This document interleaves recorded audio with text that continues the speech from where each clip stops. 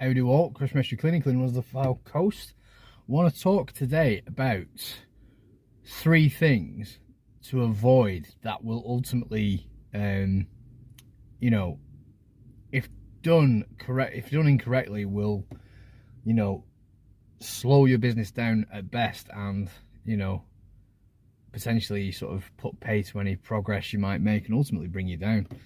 Looking at the customer, the 3 things I would really focus on: profile and bracket your customer. So to profile the customer, you need to decide the sorts of people you want to do work for. For example, I've mentioned in previous videos that we do not canvass the centre of Blackpool because there's permit parking. You run the risk of being fined for parking illegally. We do not do the like council estate type areas, not because we don't like people from those areas. I have no problem with anybody at all, but ultimately they do not have the disposable income to be able to ultimately afford us, and they're also the demographic of people, let's be honest, who, you know, are struggling day to day in providing for their children, you know, and putting food on the table and keeping the house heated, especially in these cost of living crisis, etc. People at the bottom always fall foul of any, you know, downturn in the market. So ultimately, from a business perspective,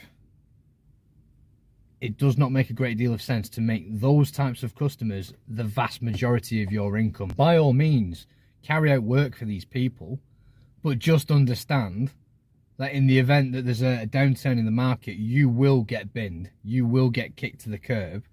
They will not use your service. It's just a fact of life. And I talk from first-hand experience of being in a household where money is tight. You are not going to spend money on, you know, those sort of luxury items like window cleaning, like a milk round, etc., when you can clean the windows yourself and you can get milk from the supermarket. So quite frankly, those kinds of services, a gardener, you can always do gardening, etc. These types of jobs will not be outsourced by that demographic of people, and that's just a fact. Second thing I would say is to settle on the services that you do and that you do not offer. It can be, you know, quite a sort of daunting prospect when sort of saying to yourself, well, actually, we don't offer that service, we don't offer that service, because you, certainly in the early days, will feel potentially that you are eliminating a source of revenue from other places. Rather than being known as the guy that is a jack of all trades, you are far better off broadcasting to the masses that you are a specialist in maybe 3 areas tops. So for example, window cleaning, jet washing, and gutter clearing are all services that can be done and are closely associated, you know, by, you know, similar businesses, etc. It's not like you are a window cleaner and that you also do man in the van services. Those services are not related, and that ties in with how I arranged my business when I very first started. I thought, in my ignorance, that if I offered loads and loads of services, then I would stand out as the guy who's the jack of all trades. And surely you're hedging your bets. You're sort of saying, well, they might not want a window cleaner, but they might want this moving, and they might not want this moving, but they might want the gutters doing, and they might not want the gutters doing, but they'll definitely want, you know, stuff taken to the tip and stuff like that, you see. So that is the you know, poverty mindset that I had, that we all have to start with, of sort of saying, I want to appeal to as wide an audience as possible. And how that's been flipped on its head now is that I'm not interested in appealing to a wide range of audience. I am interested in that narrow demographic of people who have disposable income, who are cash rich, time poor, and ultimately want me to perform a service. They don't want to do it themselves. They want to literally, you know, come home from work and it be done for them, and pay for the privilege, you know, and I'm quite happy to oblige, quite frankly. And the third thing is pricing. Pricing ultimately will sort of, you know, vary from service to service. And there are some people out there that say that it will vary from area to area. I'm generally, you know, you could probably say to some degree that might be a factor, especially in like inner city areas where there are congestion charges, or, you know, the price of property is slightly higher. You could argue that. However, for the most part, for the rest of the country, I don't see vast differences in being able to charge what I charge in Blackpool for, say, someone that works in Gloucester, or someone that works in Wiltshire, or someone that works in, I don't know, Plymouth or something like that. I don't see vast differences in how much for window cleaning, gutter clearing, for jet washing, etc. I don't see there being a massive gap in the differences in price. It goes back to what we were sort of discussing in the very beginning: the profile of the customer, the service that you do offer, and the services that you don't offer. And, you know, you're applying a narrow field of view to a narrow section of society that has money and is prepared to part with it, you know, for the right price. So when it comes to pricing, ultimately, it doesn't really matter what you charge, so long as you can put across the value in what you have to offer. For example, there are many window cleaners in my area that charge a lot less than I do. However, our selling point is that we are reliable. We text the night before. We do a good job. We offer a guarantee on the work. If the customer comes home from work and for whatever reason is not happy with the state of the windows, then we will go back out, inspect the work, and if there's a case to answer, then we'll redo the job. You know, we are available for other services. I'm at the end of a phone.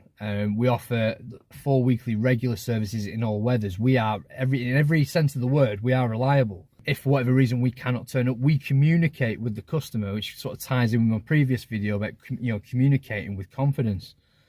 You need to be able to sort of, you know, demonstrate that you are a value orientated business rather than a price driven service. Because if you are price driven, the only place to go is to lower your prices to compete with other people, and that doesn't help you, that doesn't help the market, that just devalues the service that you have to offer. So the thing is I would much rather overprice a job than underprice it, because I can at least demonstrate that we separate ourselves in the main from the vast majority of other window cleaners in our area, and in doing so, people are prepared to pay that little bit extra.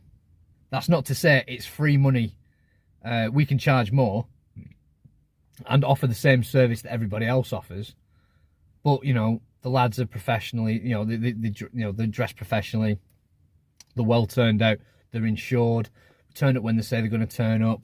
You know, the work is always good, and if there's a problem, they can always communicate with us that we'll come back and put it right. Know your customer, profile the customer, and, you know, aim for a specific type of customer, preferably one that is cash rich, time poor, and has disposable income.